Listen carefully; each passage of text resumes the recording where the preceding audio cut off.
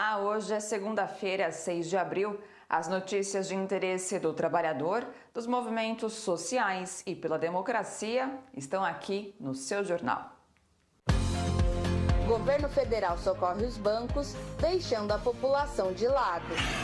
Empresas e sindicatos tentam encontrar saídas em meio à crise provocada pela pandemia que afeta a atividade econômica. Jair Bolsonaro pode ser processado e condenado a uma pena por restrição de liberdade, por colocar em risco a vida da população brasileira. Bancada do PT na Assembleia Legislativa de São Paulo propõe 6 ações emergenciais para enfrentar a crise causada pelo novo coronavírus.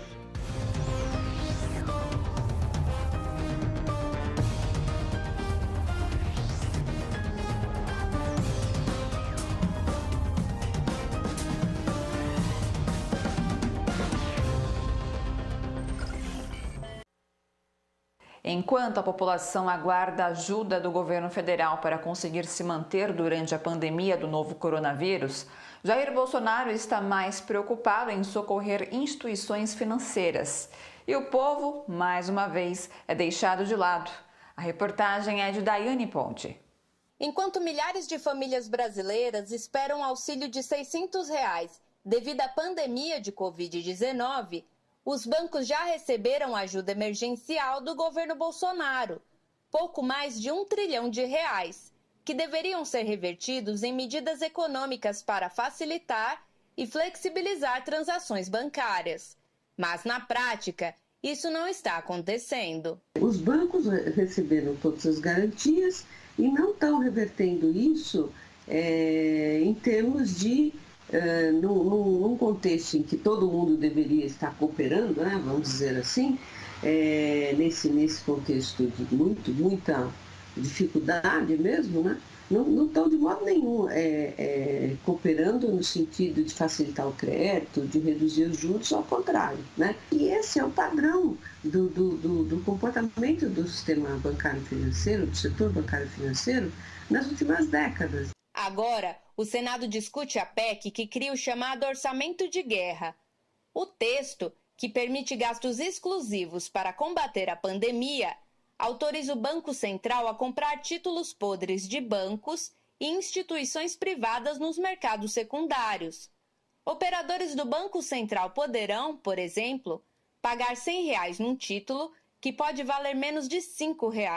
É uma PEC feita sob medida para salvar as instituições financeiras que estão em dificuldade por causa da queda dos mercados acionários e dos mercados de título. Então, a PEC hoje é uma PEC que vai salvar os bancos. Isso vai salvar não só os bancos, os fundos de investimento, etc., que perderam muito dinheiro com a queda da Bolsa e com a queda no valor dos títulos. Os economistas afirmam que é preciso ter transparência ao injetar mais dinheiro no setor financeiro, deixando bem claro como esses recursos serão geridos. Como é que vai ser feita essa compra? A que preço vai ser feito? Quantos lugares diferentes vão ser consultados para comparar os preços para ver se não está comprando no preço completamente fora de mercado? O que o banco vai ter que cumprir se ele vender os seus títulos para o Banco Central, em termos de não poder demitir ninguém, em termos de não poder oferecer taxas acima de um certo valor para os seus clientes? Quais são as condições?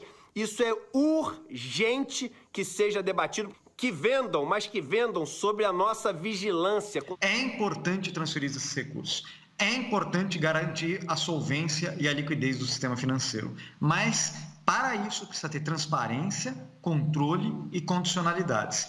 E, mesmo com tudo isso, você não resolve o problema do crédito, que, como eu disse, só vai se resolver através dos bancos públicos com garantia do Banco Central.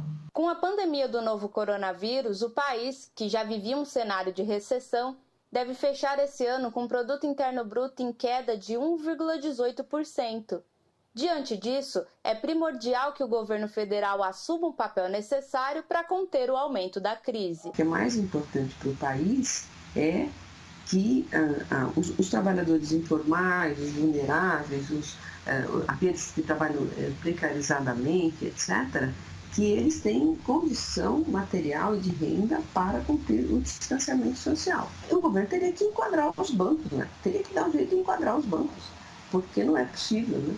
teria o banco, todos os setores estão contribuindo, cada um como pode, né? E os bancos estão, né, deitados em berço esplêndido com a sua vida minimamente garantida, né?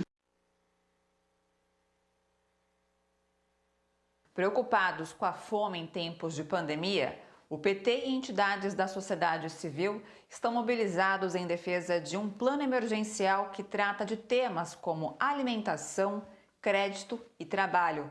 Veja na reportagem de André Gianocari. O plano emergencial apresentado pela bancada do Partido dos Trabalhadores na Assembleia Legislativa de São Paulo prevê ações em 6 frentes. Uma delas trata do acesso à alimentação saudável durante a pandemia. Na questão da alimentação, também alimentação para todos, é garantir que a fome não seja um dos produtos que ajude a matar as pessoas. Nesse momento, o que eu quero dizer com isso?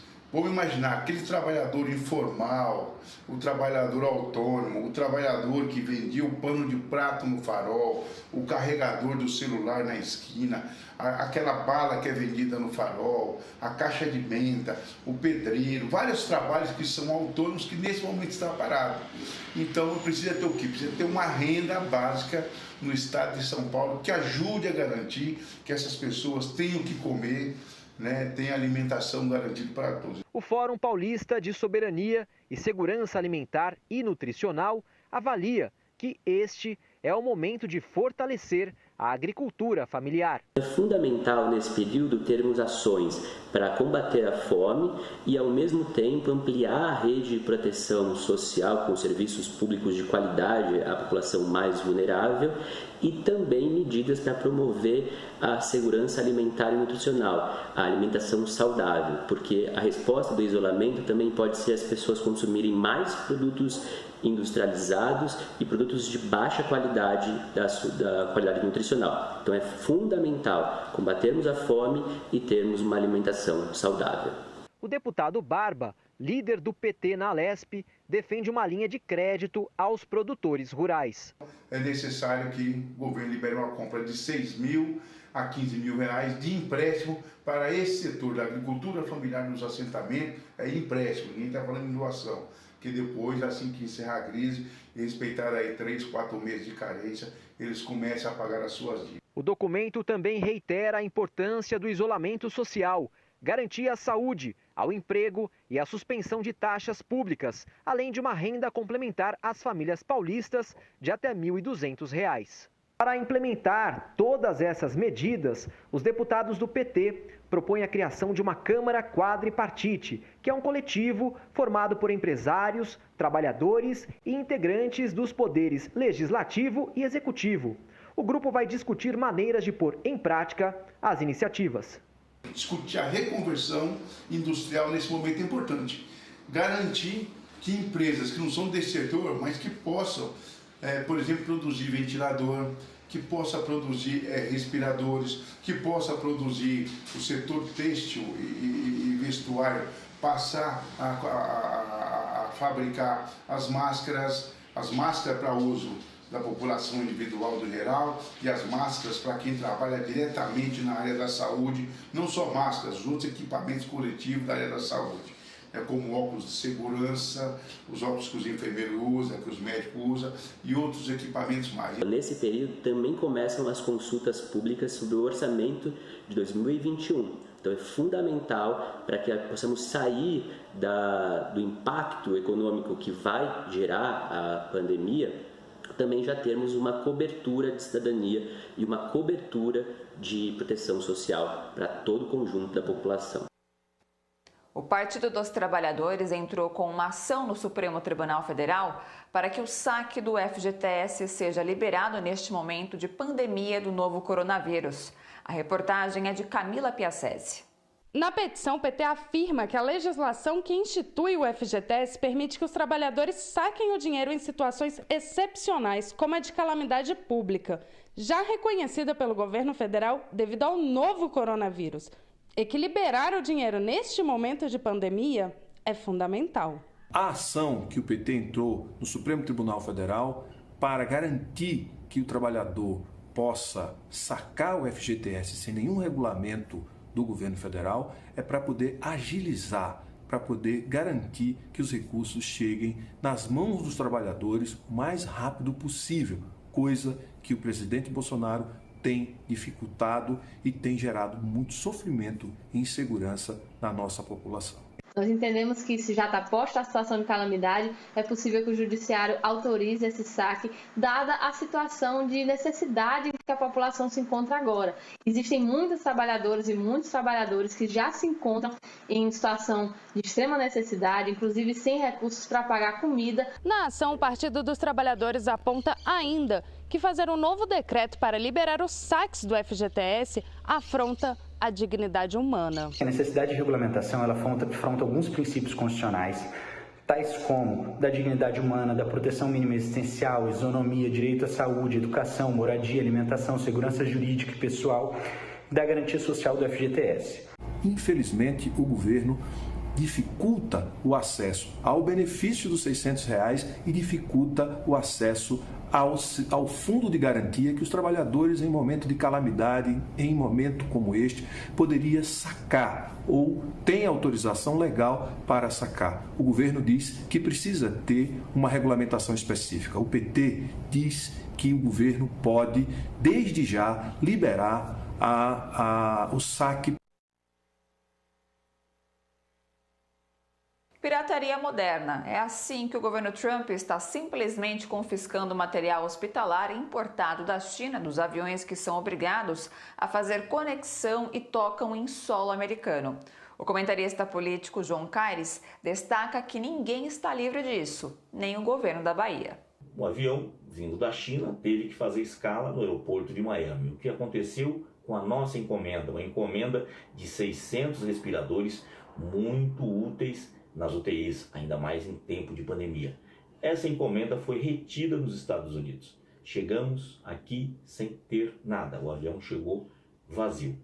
Mas nenhuma palavra do governo brasileiro em relação a isso. Enquanto a gente vê o mundo todo criticando os Estados Unidos, a gente vê total subserviência de Bolsonaro aos interesses americanos. Então aquele slogan Brasil acima de tudo, muito pelo contrário, está mais para American First do próprio Trump. E por falar em Trump, ele proibiu empresas americanas de exportarem máscaras, como a famosa 3M, que faz isso e vende para o mundo todo. Não vai vender, inclusive, para o seu país irmão vizinho, Canadá. Então é desse jeito que os Estados Unidos têm tratado. Se você acha que isso é pior, do ponto de vista de questão humanitária, eles continuam bloqueando Cuba, não permitindo que ninguém venda essas máscaras para Cuba, está fazendo um bloqueio completo à Venezuela e ainda assim bloqueando o Irã.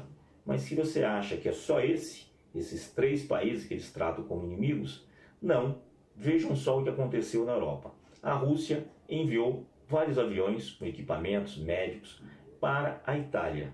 Esses aviões russos foram proibidos de sobrevoar o céu do leste europeu porque está sob jurisdição da OTAN, a Organização do Tratado do Atlântico Norte.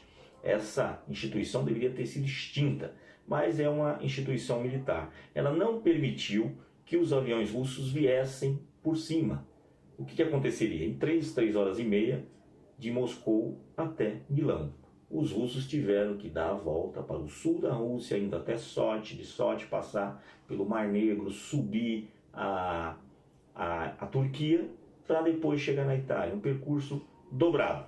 Então, nem em questão humanitária, os americanos permitem que as coisas sejam feitas. Estão olhando para o próprio umbigo. E aí, o nosso governo, ao invés de tomar alguma posição e reclamar também da postura americana, se submete a tal ponto que, além do filho do presidente da República falar as besteiras que falou sobre a China, tivemos agora a infelicidade de um ministro da Educação, o seu Weintraub, que é o ministro da Educação, falando absurdo. Já tinha feito um Twitter, preconceituoso contra o país, contra a China, agora piorou ainda mais. E nada de acontecer, nenhum tipo de repreensão contra o ministro. Até então, era um deputado, apesar de ser filho do presidente da República. Agora é um ministro de Estado.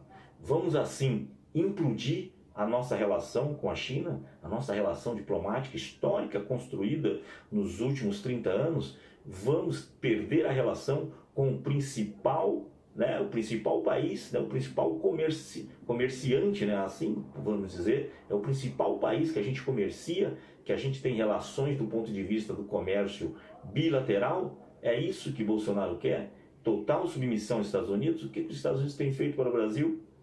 Nada, muito pelo contrário, é o exemplo que foi dado aí. Infelizmente, é isso. Esperamos que o presidente da República repreenda o seu ministro, porque se não repreender, as questões com a China vão azedar ainda mais. E aí, no momento de pandemia, onde nós mais precisamos dos produtos chineses, poderemos ficar sem.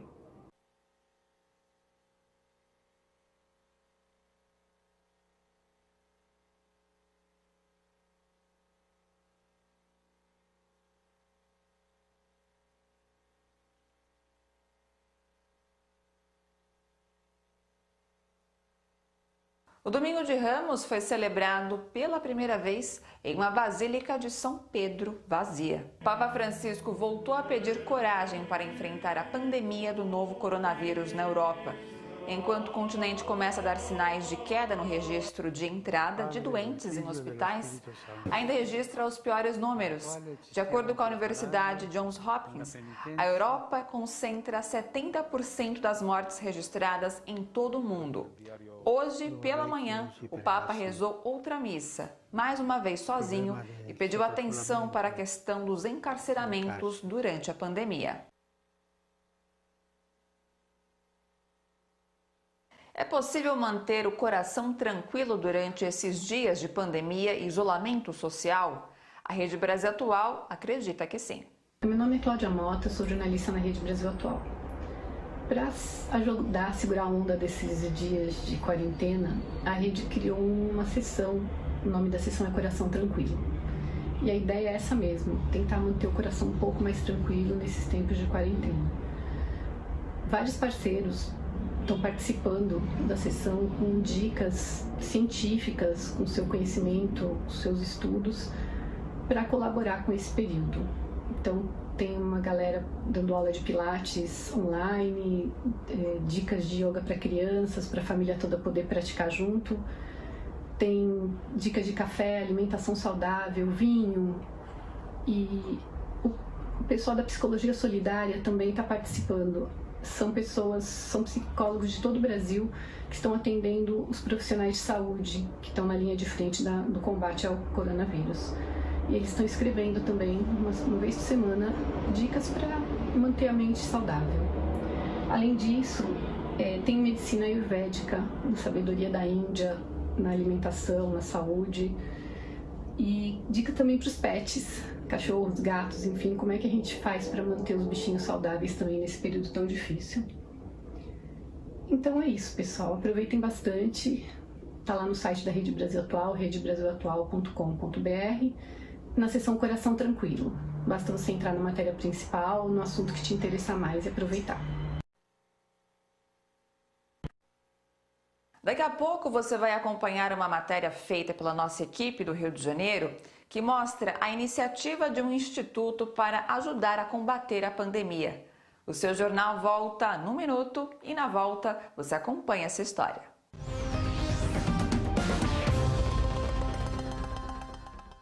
Até a tia Maria ouviu e ligou pra dona Valda.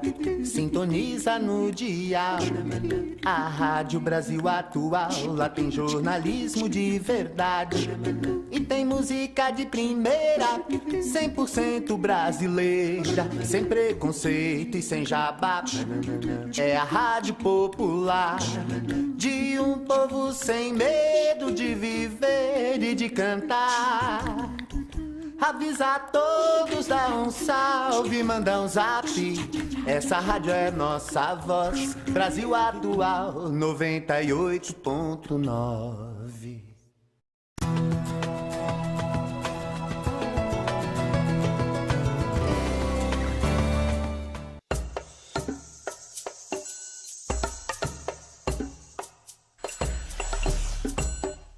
Todo sábado você acompanha aqui na TVT o showlivre.com. São shows exclusivos com artistas dos mais variados gêneros musicais, escolhidos especialmente para você. Showlivre.com, todo sábado aqui na TVT. Pública, digital e de graça.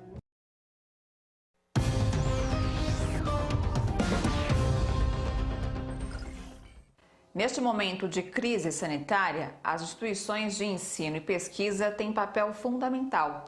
Exemplo disso é o Instituto Federal do Rio de Janeiro, que passou a utilizar suas instalações e corpo técnico para produzir álcool em gel.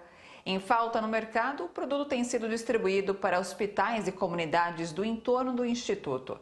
A reportagem é de Viviane Nascimento. Ferramenta importante no combate ao novo coronavírus, o álcool gel passou a ser produzido pelo Instituto Federal do Rio de Janeiro. Já foram distribuídos mais de 300 litros do produto para hospitais, comunidades e instituições públicas, como a Polícia Militar. A ideia é doar. A gente está recebendo diversos pedidos de hospitais, de secretarias municipais de saúde, a própria Secretaria Estadual de Saúde. A gente está recebendo pedidos de comunidades na cidade do Rio de Janeiro. E a ideia é que a gente possa atender todos de forma gratuita, fazer essa distribuição.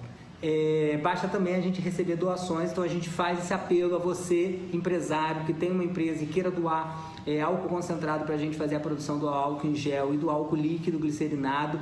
Por favor, entre em contato com a gente, porque a gente está com essa disposição. A produção acontece no campus Realengo, zona oeste da capital, aproveitando a estrutura do laboratório de farmácia. O Instituto ele conta com um corpo de professores e pesquisadores que são habilitados para o desenvolvimento desse tipo de formulação.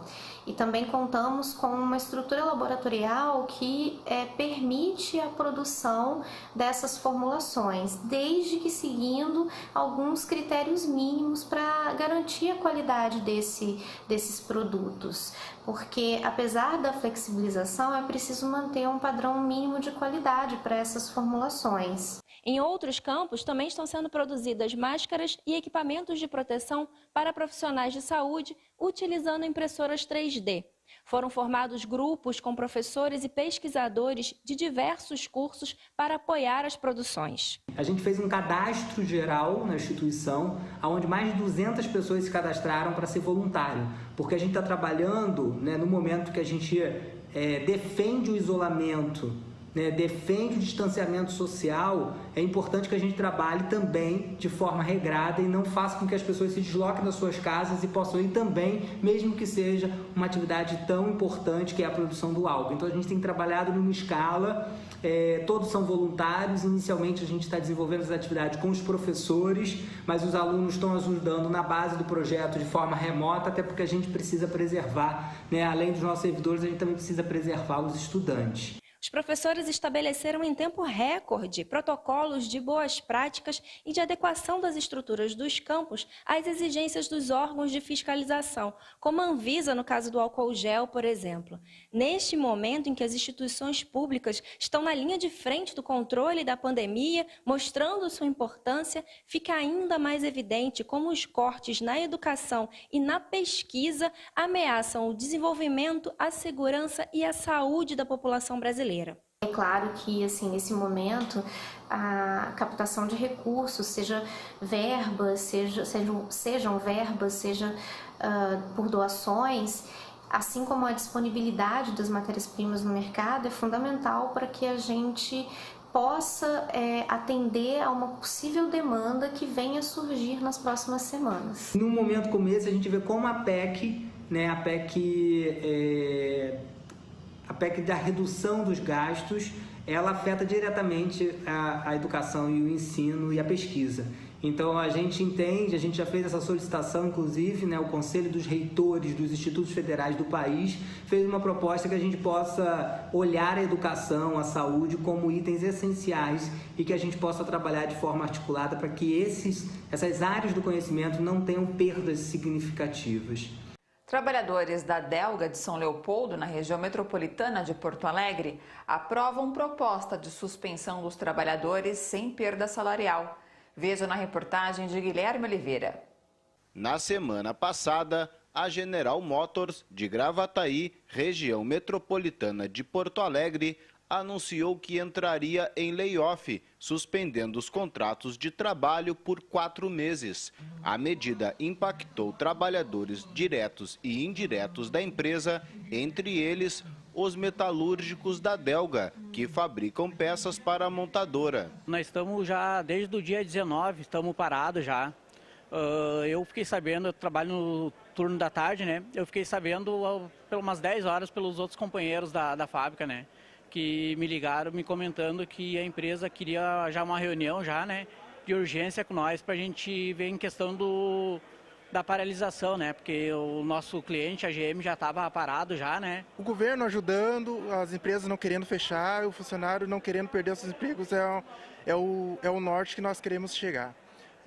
Quanto a aproveitar alguma coisa em casa, assim, está sendo difícil.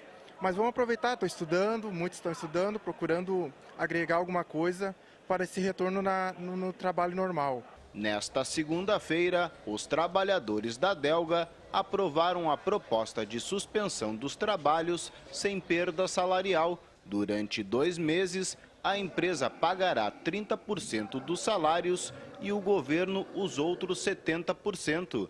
Descontos como o plano de saúde e o Vale Transporte também ficarão suspensos.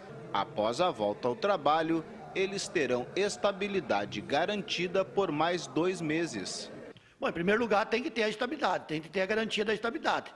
Então, o sindicato não vai deixar de negociar desde que tenha estabilidade para os trabalhadores, que não adianta fazer e depois demitir. Então, isso a gente não aceita. Então, isso a gente fez com a Delga e vamos, se alguma outra empresa nos procurar, nós vamos também fazer, mas nesses modos, com garantia de emprego ou na volta, quando os trabalhadores voltarem a trabalhar. A Delga fica em São Leopoldo, cidade da região metropolitana de Porto Alegre, onde o prefeito adotou medidas severas de combate ao coronavírus e por isso tem recebido ameaças de morte e protestos contrários ao fechamento de empresas. Frente a toda essa ação para proteger a vida da nossa população, dar segurança à nossa população, estamos sofrendo diariamente ameaças pesadas por parte dos bolsonaristas, daqueles que não cuidam da vida. Para esses, a vida não vale nada. Eles estão muito mais preocupados com dinheiro do que cuidar da vida da população. Nós não. Queremos garantir aqui, a partir do kit alimentação, para quase 15 mil famílias da nossa cidade, que tem o que comer até dia 30 de abril. Além disso, estamos cuidando e garantindo a qualidade de vida e a vida da população. Mas eu, no meu ponto de vista, acho que está certo, tem que parar, tem que dar um tempo e se cuidar aí, para esse vírus aí não se propagar ainda mais do que está se propagando, né? Pesquisa divulgada hoje pelo Datafolha aponta que a maioria dos brasileiros acha necessário isolamento social no combate ao coronavírus. Exatamente o contrário do que pensa e diz o presidente da República, que tem declarado abertamente que o comércio deveria ser reaberto. O novo levantamento demonstra que, assim como a consciência dos brasileiros tem se elevado, a credibilidade de Bolsonaro está caindo. Para 76% dos entrevistados, é importante neste momento manter as pessoas em casa. Apenas 18% foram favoráveis ao fim do isolamento social e 6% não souberam responder. Questionadas sobre a reabertura do comércio não essencial, 65% das pessoas foram contrárias. 33% afirmaram que o comércio deveria ser totalmente reaberto e 2% não souberam responder. Sobre a duração do isolamento, 26% acreditam que ainda levará de 21 a 30 dias. 20% acham que levará de 11 a 15 dias. E 17% opinaram que a quarentena irá durar 31 dias ou mais. 12% esperam a volta da normalidade em até 10 dias, enquanto 7% apostam que o isolamento deve durar de 16 a 20 dias. 17% não souberam responder. A pesquisa foi realizada por telefone celular entre os dias 1º e 3 de abril, com 1.511 pessoas adultas. A margem de erro é de 3 pontos percentuais.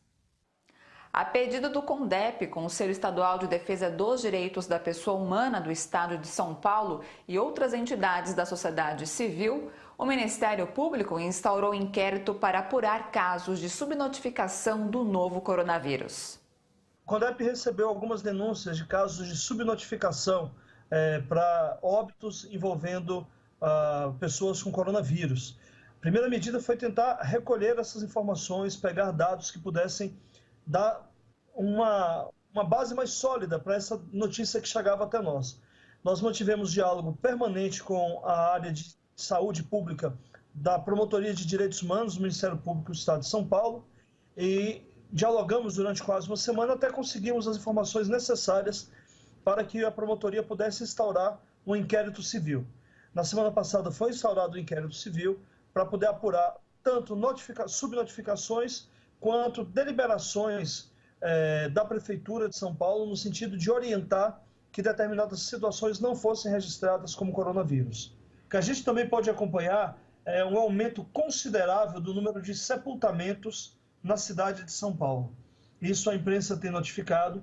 Esses sepultamentos têm se dado de acordo com o protocolo estabelecido para o caso de óbito da pessoa com Covid-19, ou seja, os dados oficiais não acompanham nem as denúncias de pessoas que anunciam ter os sintomas, tampouco o número de óbitos e de sepultamentos que tem acontecido na cidade de São Paulo, seguindo o protocolo de segurança estabelecido pela Prefeitura e pelo Estado, na verdade, pelo Estado de São Paulo.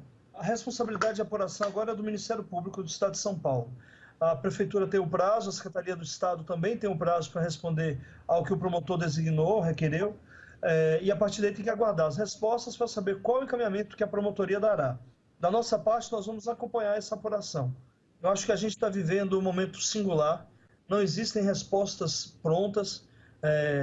Por incrível que pareça, estamos vivendo um processo de transformação radical da história do planeta. Todas as medidas de urgência são indispensáveis. Corremos o risco de errar, mas certamente acertar é o horizonte que se deseja. O que eu espero é que as decisões públicas, as decisões dos governos, sejam tomadas, permeadas pela preservação dos direitos humanos de toda a população e também essas decisões sejam pautadas por um olhar cuidadoso com as populações mais vulneráveis do nosso estado. Você confere agora como fica o tempo nesta terça-feira em São Paulo e outras cidades. Sol entre nuvens nesta terça-feira em São Paulo, com máxima de 24 graus e mínima de 19. Chove de forma isolada. Umidade relativa do ar em média de 70%. Índice ultravioleta extremo. O mesmo acontece em São Bernardo do Campo. Tempo parcialmente nublado com aberturas de sol durante o dia. Chove em algumas áreas, com máxima de 24 graus e mínima de 19. Já em Mogi das Cruzes, variação de nuvens pela manhã com períodos de sol. Previsão de pancadas de chuva que poderão ser fortes. Máxima de 25 graus e mínima de 19. Em Brasília, tempo abafado e parcialmente nublado nesta terça, com pancadas de chuva isoladas que poderão vir acompanhadas de trovoadas. Máxima de 29 e mínima de 21 graus. A França se prepara para a pior recessão desde o fim da Segunda Guerra Mundial devido ao impacto econômico provocado pelo novo coronavírus. O ministro da Economia, Bruno Le Maire, afirmou que o pior dado de crescimento registrado pelo país desde 1945 foi depois da crise financeira de 2008, com recessão de 2,2%. O resultado corresponde à primeira avaliação feita na época, que depois foi revisado para menos 2,9%. O ministro explicou que isso mostra a magnitude do choque econômico que a França vai enfrentar. Amanhã, o país entra na 4ª semana de confinamento, o que deixou muitos setores econômicos totalmente paralisados. No orçamento revisado, adotado em março, o governo francês projetava uma recessão de 1% no ano, mas Bruno Le Maire afirmou poucos dias depois que o impacto seria muito maior. O governo argentino informou ao Banco Interamericano de Desenvolvimento que não pagará a dívida de 9 bilhões e 800 milhões de dólares referentes às obrigações públicas denominadas AF20 e que planeja continuar pagando apenas os juros dos títulos. Ivone Garcia, correspondente da Ásia TV em Buenos Aires, nos conta os detalhes. Hoje o governo argentino deu um forte sinal de reestruturação da dívida.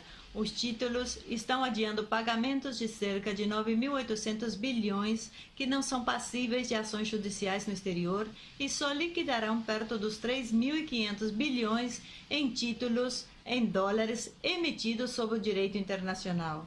Uma pressão brutal, combinada de grandes empresários, bancos e mídia corporativa, pressiona o presidente a recuar com a quarentena contra o vírus.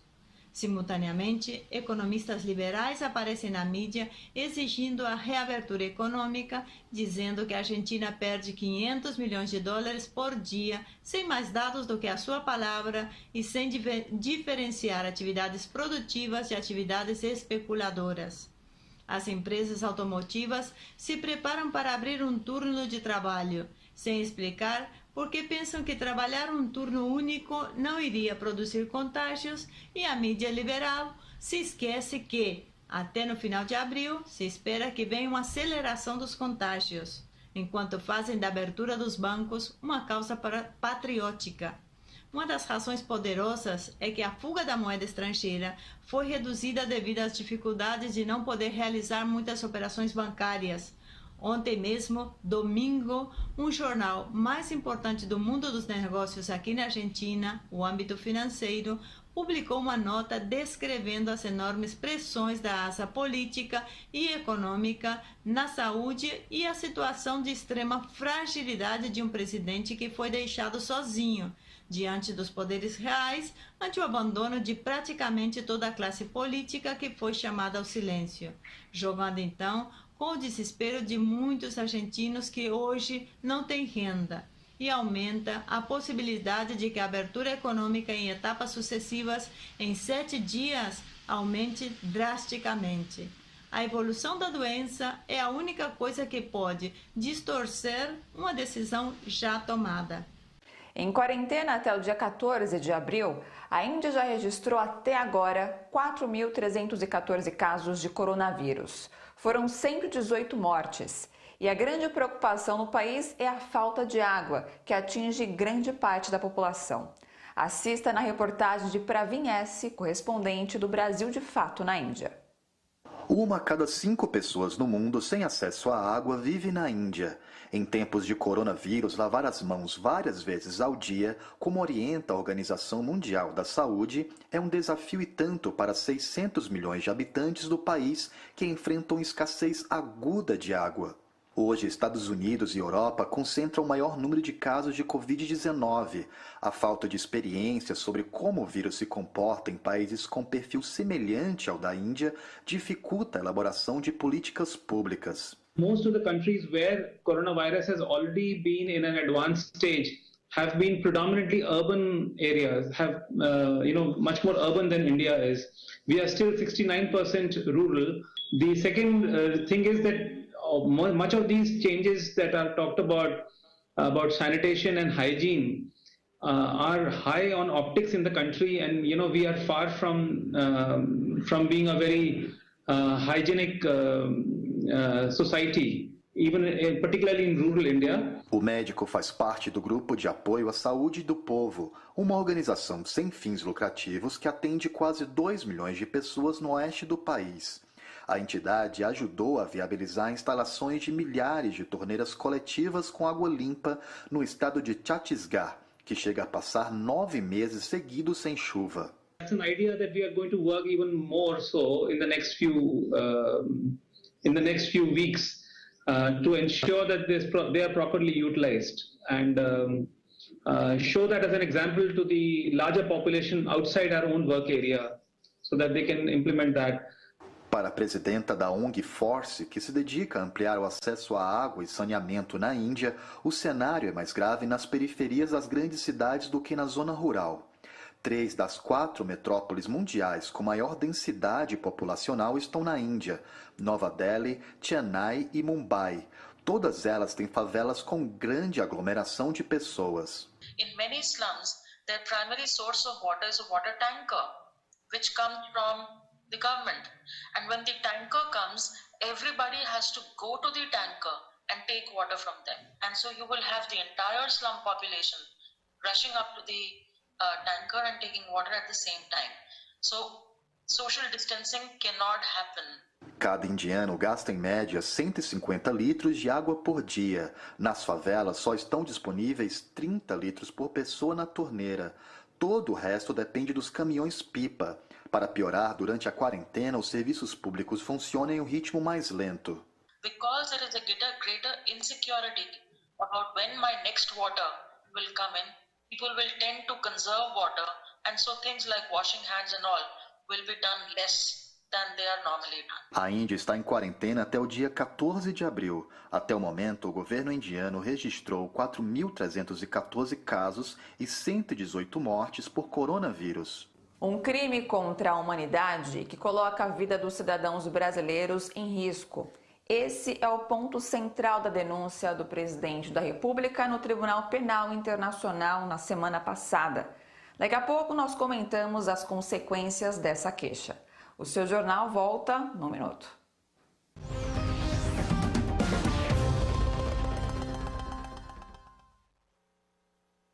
Começa o seu dia com as notícias que os outros não dão. Agora você acompanha o Jornal Brasil Atual na rádio, na TV e nas redes sociais. De segunda a sexta-feira, das 7 às 9 da manhã.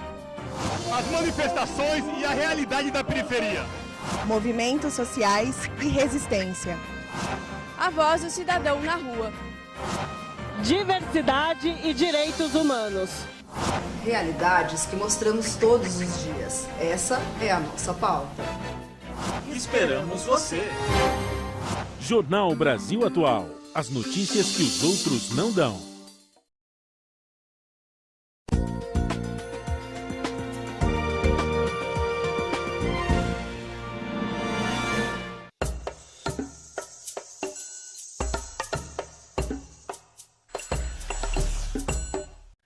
Todo sábado você acompanha aqui na TVT o showlivre.com. São shows exclusivos com artistas dos mais variados gêneros musicais, escolhidos especialmente para você. Showlivre.com, todo sábado aqui na TVT. Pública, digital e de graça.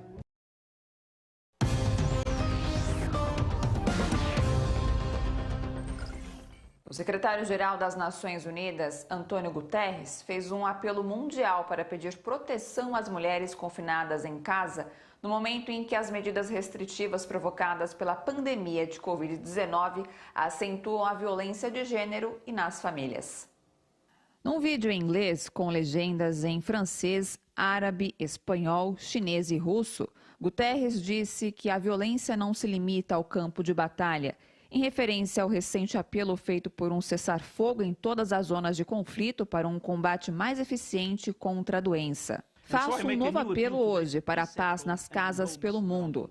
Sabemos que isolamentos e quarentenas são essenciais para suprimir a Covid-19, mas podem prender mulheres com parceiros abusivos. Nas últimas semanas, enquanto pressões e medos econômicos e sociais cresceram, vimos uma terrível onda global de violência doméstica. O secretário-geral também pediu que prevenção e reparação nos casos de violência contra as mulheres seja uma parte vital dos planos nacionais de resposta contra a pandemia. Metade da população mundial está confinada em casa e a ONU destaca que a violência de gênero pode afetar todos os países. Nos Estados Unidos, por exemplo, várias cidades registraram um aumento nos casos de violência doméstica, enquanto na Índia o número de registros dobrou durante a primeira semana de restrições de movimento.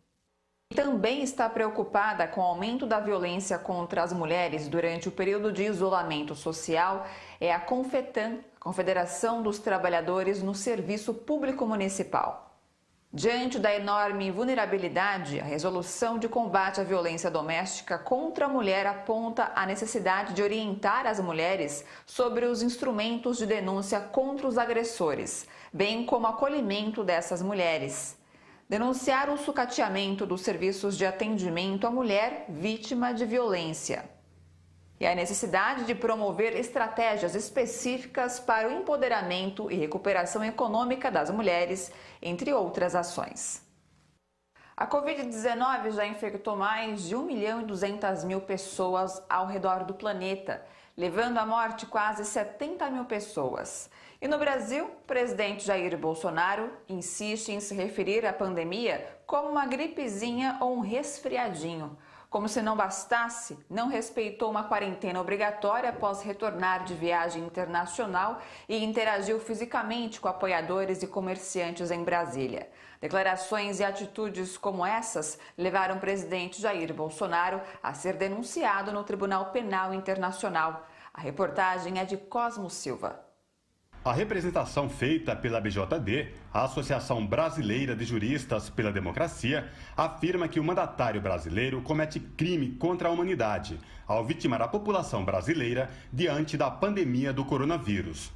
Entendemos que ele se enquadra em 2 tipos penais, de acordo com o Código Penal brasileiro, porque coloca em risco a saúde, a integridade física, mental da população brasileira e, para além disso, também se enquadra em hipótese de crime de acordo com o Estatuto de Roma, que é o documento que regula a prática do crime internacional em relação ao qual nós pedimos a representação no Tribunal Penal Internacional. A ABJD avalia ainda que Bolsonaro ignora as recomendações da Organização Mundial de Saúde, indo na contramão do que fazem outros líderes mundiais no combate à Covid-19. Uma das grandes preocupações dos governos, de modo geral, é a possibilidade de levar o sistema de saúde ao colapso, né? Ou seja, a incapacidade de atendimento não só às situações de resultantes do coronavírus, mas também de qualquer outra demanda médica. Esse também é um problema que às vezes as pessoas não se atentam, ou seja, se o sistema for todo absorvido pelos casos de coronavírus, não haverá capacidade para atender qualquer outro caso. Então esse é o colapso do sistema de saúde que todos os países hoje se preocupam e, enfim, a perspectiva como eles se depararam com a posição do governo Jair Bolsonaro, do presidente Jair Bolsonaro, na verdade, absolutamente estarrecidos. Especialista em relações internacionais da Fundação Perseu Abramo, Keldy Jacobsen ressalta que as declarações de Jair Bolsonaro, bem como dos seus filhos, isolam cada vez mais o Brasil e mancham a imagem do país no cenário externo. Eles estão criando problemas com o mundo inteiro, com exceção de alguns governos de extrema-direita que ainda estão por aí, Trump e outros. Se a denúncia da ABJD for aceita pelo Tribunal Penal Internacional, Jair Bolsonaro pode ser processado e condenado a uma pena por restrição de liberdade, por colocar em risco a vida da população brasileira. Que o tribunal até hoje, ele julgou casos ocorridos, então massacres, genocídios, mas que de fato ocorreram, para assim poder responsabilizar os indivíduos que os cometeram. Nesse caso, embora nós já tenhamos mais de 300 mortes comprovadas pelo coronavírus, a medida ela visa prevenir também para que não ocorram mais, né? Para que ele mude de atitude, enfim, que o tribunal pressione nesse sentido. A Comissão Arnes, o Instituto Vladimir Herzog e diversas entidades de direitos humanos querem que um relator da ONU venha ao Brasil.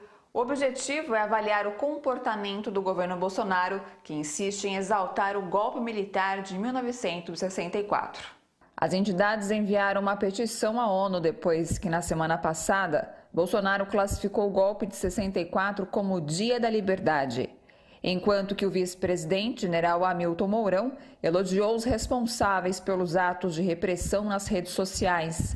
No documento, a Comissão Arnes, o Instituto Vladimir Herzog e diversas entidades afirmam que acordos e tratados internacionais recomendam a não celebração de acontecimentos que causaram mortes, extermínio, violência e tortura em todo o mundo. E que, segundo o relatório da Comissão Nacional da Verdade, no período da ditadura militar, houve 434 desaparecimentos forçados e assassinatos políticos, mortes de camponeses e indígenas, prisões por razões políticas, censura de imprensa e outras muitas violações dos direitos humanos. No Brasil, a sociedade civil está atenta e, por meio de entidades, tem firmado compromissos internacionais para fazer justiça, reparação e garantir o direito à memória e à verdade. Por fim, as entidades foram enfáticas que as atitudes dessas autoridades brasileiras sejam consideradas pela ONU como ato negacionista. A CUT e demais centrais, reunidas com trabalhadores do setor da indústria, definiram agora à noite um documento com propostas para que empresas produzam insumos e equipamentos essenciais de combate ao Covid-19. O documento será entregue aos governos estaduais, afirma o presidente nacional da CUT, Sérgio Nobre. Companheiros e companheiras, hoje é segunda-feira, dia 6 de abril, e nós acabamos de realizar por videoconferência uma reunião com os trabalhadores do setor industrial de todas as centrais sindicais. Na pauta, o tema da reconversão industrial. A reconversão, na verdade, é a adaptação das empresas que temos hoje para produzir equipamentos que são essenciais no combate ao coronavírus e que estão fazendo falta nos hospitais, tanto para os profissionais da saúde, para sua proteção, como também para os pacientes. Da reunião, resultou um documento que será entregue na quarta-feira para o governo do estado de São Paulo, que já tem uma mesa de negociação com as centrais sindicais e com os demais governadores que também estão abrindo mesas de negociação sobre esse tema, né? Fiquei sabendo hoje pela manhã que o número de casos de coronavírus no Brasil já chegou a 12 mil. Na semana passada, na segunda-feira, eram 4.600. Portanto, a contaminação está se alastrando de maneira muito rápida. A maioria dos casos, temos 500 mortes e metade delas no estado de São Paulo. Por isso, o governador do estado ampliou em mais 15 dias o período de isolamento. Então é muito, muito importante que você fique em casa. Não saia e não arrisque a sua vida e da sua família. Não há outra coisa melhor a ser feita do que a política de isolamento. É ela que tem funcionado no mundo e é a orientação da Organização Mundial da Saúde. E amanhã é o Dia Internacional da Saúde. E aqui no Brasil, diversas organizações, entre elas a CUT, está preparando, às 20 horas, um grande aplauso para os trabalhadores no setor de saúde, que heroicamente, mesmo faltando toda sorte de equipamento, com toda a diversidade, não deixam de atender a população, em especial a população mais pobre. Então amanhã, às 20 horas, vá para a janela da sua casa, do seu apartamento, e um grande aplauso merecido aos trabalhadores da área de saúde. Hoje, no seu jornal, você acompanhou. Governo federal socorre os bancos, deixando a população de lado. Empresas e sindicatos tentam encontrar saídas em meio à crise provocada pela pandemia que afeta a atividade econômica. Jair Bolsonaro pode ser processado e condenado a uma pena por restrição de liberdade, por colocar em risco a vida da população brasileira. Bancada do PT na Assembleia Legislativa de São Paulo propõe 6 ações emergenciais para enfrentar a crise causada pelo novo coronavírus.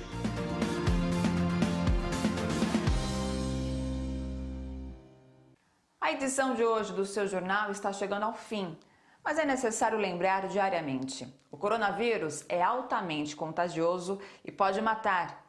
Por isso, como se costuma dizer nas quebradas pelo país, não paga para ver, fique em casa. Mostre que você é solidário, que pensa no próximo e nos profissionais da saúde que vão precisar de todo o nosso apoio para enfrentar o coronavírus. O seu jornal termina aqui. Até o próximo. E a luta por direitos humanos e democracia continua.